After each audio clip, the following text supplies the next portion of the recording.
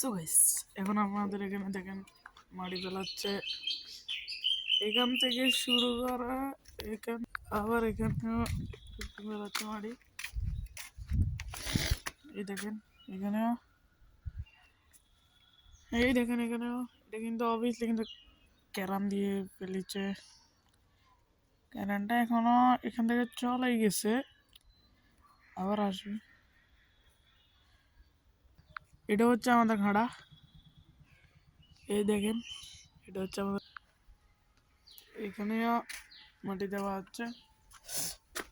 এটা সবই কিন্তু মাটি হবে।